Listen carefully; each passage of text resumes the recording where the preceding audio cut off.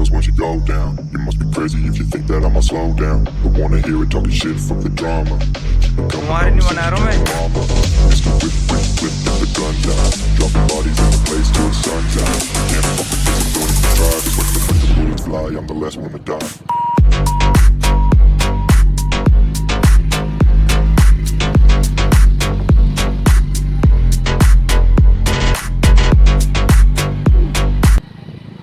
दोस्तों स्वागत है फिर से इस न्यू ब्लॉग में। तो दोस्तों आज हम कुछ हट के बताने वाले हैं आपको।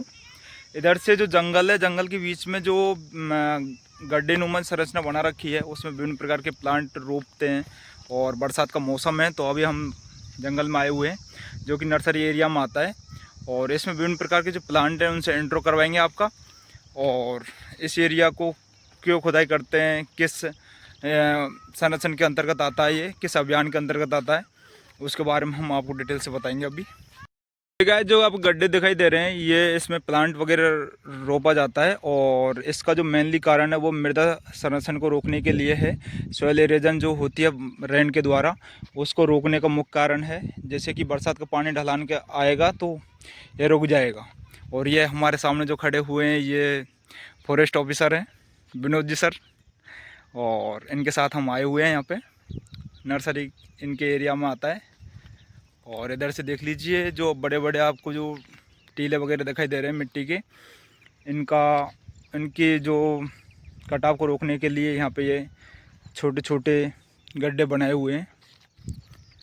मैं और डिटेल से हम वन अधिकारी से बात करेंगे। सर ये किस लिए बनाए जाते हैं गड्ढे?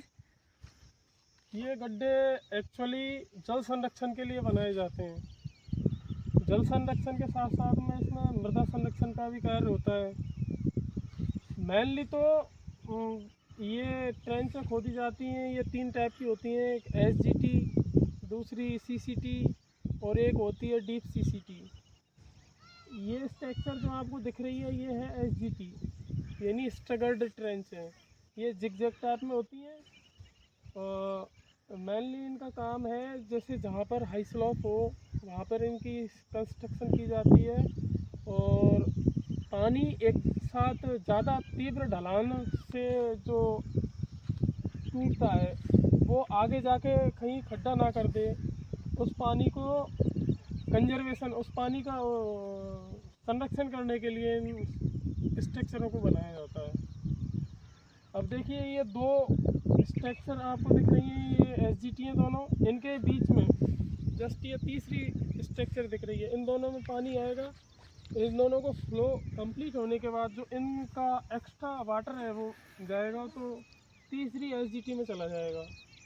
इस टाइप से इनकी संरचना की जाती है। ओके सर, तो ये देख लिया आपने जो कि 2 यहाँ पे मृदा संरक्षण और जल संरक्षण के लिए लगाई हुई या खुदाई की गई है नर्सरी द्वारा। और तीसरा है इन दोनों का पानी उधर चले जाएगा और मृदा जो संरक्षण है वो रुक जाएगा।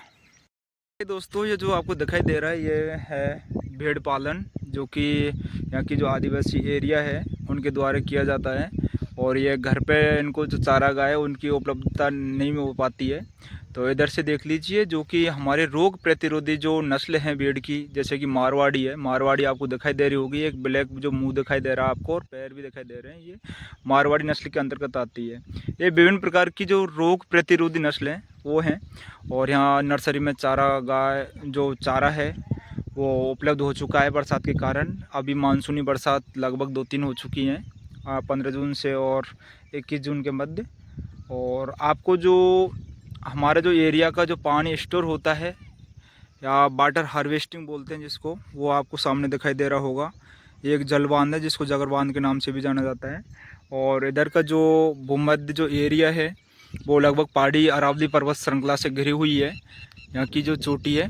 और वो आपको जो डीपली जो रास्ता दिखाई दे रहा है वो ये अरावली पर्वत श्रृंखला से गुजर के मासलपुर साइड जाती है, मोटियापुरा। और इधर से देख लीजिए अरावली पर्वत श्रृंखला। और जो लाल पत्थर का जो उत्पादन होता है करौली में वो इन्हीं पहाड़ियों से होता है, जो कि विभिन्न प्रकार के इमारतें और विभिन्न प्रकार महल के ऊपर जो लगाई जाती है। ज़्यादातर जो रेलवे जंक्शन है उनको ऊपर भी जो शोभाकारी इमारत की डिजाइन दी जाती है वो लाल पत्थर से दी जाती है, बलुआ पत्थर जिसको बोला जाता है।